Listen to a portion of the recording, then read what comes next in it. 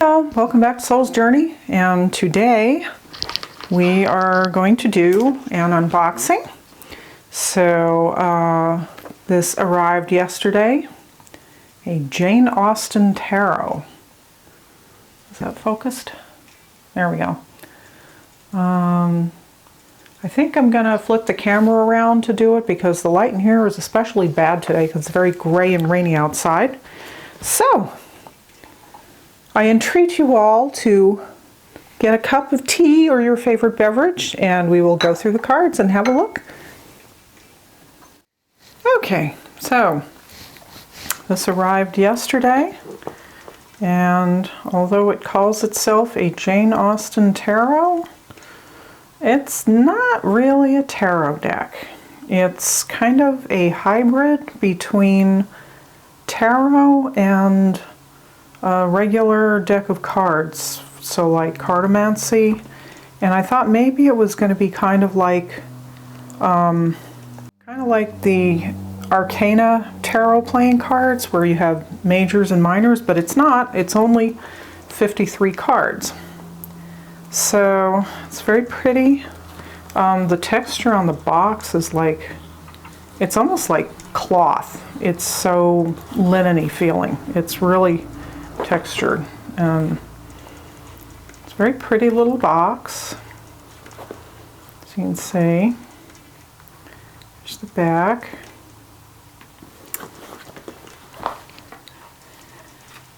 And inside has this very pretty like peach speckled paper. And this little book. And right off, when I opened it, it was already broken like this. Like, these things just seem to break. They're just not very good. So the book, the illustrations are by Jackie Oakley. Oops. And it goes into introduction, how to read tarot, the cards, talks about major arcana, minor arcana, face cards, court cards. So clubs are wands, diamonds are coins, hearts are cups, and spades are swords. So like I said, it's kind of a hybrid between tarot and cartomancy, just regular playing cards. So I got some examples of readings for pulling a single card. 3-card, like past, present, future, and then it gets into the cards. So it does tell you who the characters are on each card.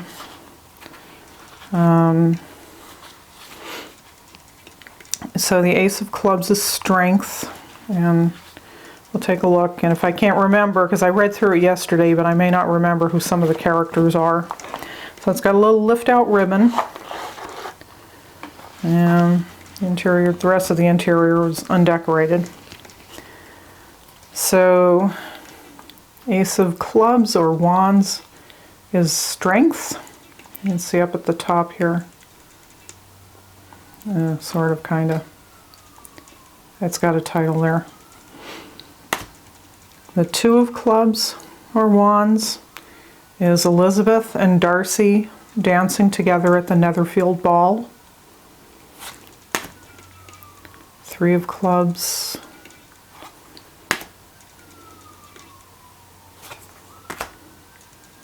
The Devil is Wickham, George Wickham, from Pride and Prejudice. Oh, I forgot to show you the backs. Here are the backs.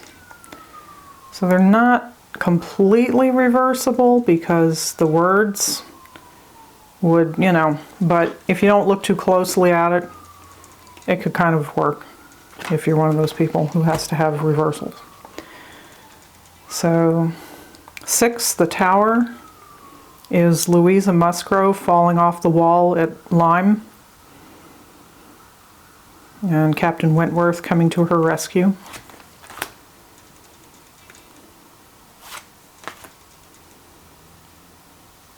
So it's kind of pippish. I believe this is the Sun card, the 9 of Clubs. It is well to have as many holds upon happiness as possible. I forget what they said. Let me see the book real quick. 9 of Clubs. Okay, so that's a quote from Northanger Abbey. In the rainy England of Northanger Abbey, sunshine heralds clarity and calm. Probably get the box out of the way for the duration here. Yep. The 10 of Wands. And this is the Jack of Clubs. Picture is Margaret Dashwood, the youngest of the daughters, who was actually barely in the book at all, but the Queen of Clubs is the Empress, and this is supposed to be Marianne Dashwood from Sense and Sensibility. The Magician, King of Clubs, is Jane Austen herself, working her magic with her pen and paper. Ace of Diamonds is the World. And the 2 of Diamonds, I believe, is intended to be Charlotte Lucas from Pride and Prejudice.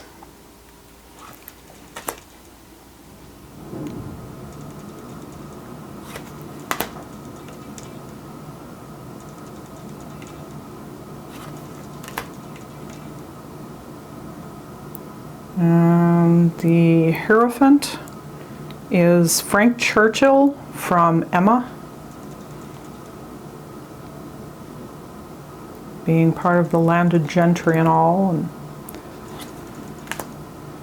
And 6 of Diamonds, if I'm not mistaken, is let's see, come on, focus. There we go. I believe that it looks like it's Elizabeth and Darcy at the end of the book, where they're walking down the road together. It doesn't say though. 6 of Diamonds is sharing. Generosity goes both ways. Some give and take promotes harmony in any good relationship. So like, I guess when they were both kind of confessing that they had each behaved a little bit badly, they each gave a little bit and thereby made up. This one isn't noted as being anyone in particular, just that archery was a popular pastime for ladies at the time. It just indicates effort. So they all have little keywords. The 8 of Diamonds is quality. 2 people attend to the tasks of housework, taking pride in the finer details. I was kind of thinking as Eleanor and Marianne Dashwood in Sense and Sensibility. But it could be any of the Bennet sisters from Pride and Prejudice. The Hermit is Mr. Woodhouse from Emma. Introspection. Mr. Woodhouse focuses his energy inward to take care of his health and comfort. 10 of Diamonds, accomplishment. And the Star, the Jack of Diamonds, is Hope, Jane Fairfax in Emma. Orphaned as a girl, yet she grows up to sing, play piano, and sew, and marries happily. So the illustrations are really quite lovely. I'm not entirely sure how readable of a deck it is for me. Queen of Diamonds is Emma herself, independently wealthy and happy with a comfortable home. Keyword is security. Oh yeah, you can kind of see the texture in the cards. And the King of Diamonds, generosity. And this is Mr. Knightley from Emma. Ace of Hearts, creativity. And the 2 of Hearts, temperance. Doesn't Oh, that's interesting. It doesn't even have the banner on the card to tell you that it's supposed to be temperance. Moderation. An elaborate dinner party consists of many dishes for each course, but restraint is key to contentment. Kind of missed that one. Three of Hearts, celebration. Three roses represent abundance, festivity, and accomplishment. And Four of Hearts, contemplation, is Colonel Brandon from Sense and Sensibility. Of course, brilliantly played by the late Alan Rickman. Sigh. Five of Hearts, disappointment. In Persuasion, Captain Wentworth writes of his regrets in a love letter to Anne, and yet there is still hope. The quote says, "You pierce my soul. I am half agony, half hope." If you haven't read that, let me grab the book and read you just a little bit from that. Okay, so I ran to get the book.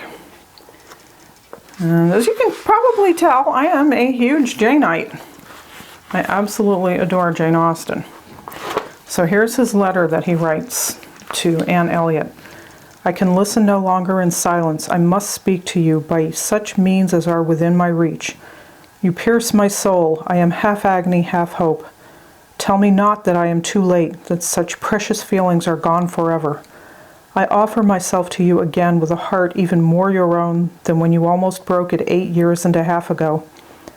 Dare not say that man forgets sooner than woman, that his love has an earlier death. I have loved none but you." Anyway, it's just amazing. If you're not a Jane Austen fan, well, you're probably not watching this video, but wonderful stuff. So let's see. The 10, I believe this is Jane Bennet and Mr. Bingley as the lovers. And of course, keyword is love. Seven of Hearts, choice. Eight of Hearts, the moon, with a quote from Mansfield Park, which is actually my favorite of her novels. I think it was her best and deepest, most penetrating work of the human spirit. I think it's brilliant. "We all have our best guides within us, if only we would listen." Nine of Hearts, happiness. Eleanor Dashwood is happy and fulfilled when she finally marries her love, Edward Ferrars, in Sense and Sensibility. And the Wheel of Fortune. Jack of Hearts, charm. This is supposed to be depicting Lydia Bennet from Pride and Prejudice. And I think she's basing the Pride and Prejudice characters on the 2005 film with Keira Knightley and Matthew McFadden, which, don't at me, but it's unwatchable. It's just a travesty. I'm sorry. Queen of Hearts, the High Priestess. Elizabeth's feelings for Mr. Darcy in Pride and Prejudice are hidden even from her until she realizes she loves him. King of Hearts, emotional control. Yeah, this is Mr. Darcy from Pride and Prejudice. What seems like aloofness is only a natural reserve. Mr. Darcy in Pride and Prejudice proves to be generous and caring. And Ace of Spades, Charles Hayter from Persuasion. Hopes to rise above his station. He is clear on his goals and focused in his work. Two of Spades, the Hanged Man. Catherine Morland from Northanger Abbey.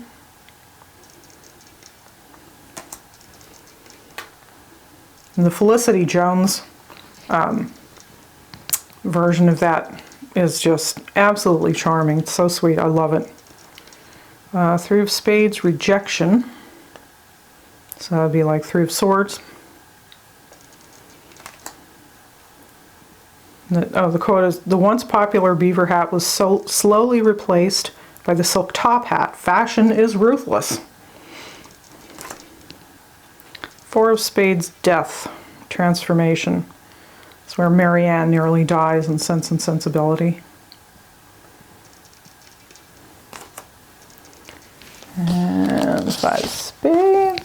Betrayal, Lucy Steele from Sense and Sensibility, that conniving little so-and-so. Six of Spades, Transition. No indication of which book that's supposed to be, but I'm guessing Persuasion, since Frederick Wentworth was a naval captain. And again, this doesn't specify which one it's from, but I'm assuming this is Marianne and Willoughby from Sense and Sensibility.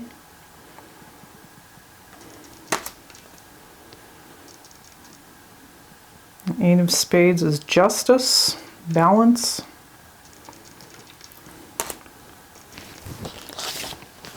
Nine of Spades, Anxiety. Oops.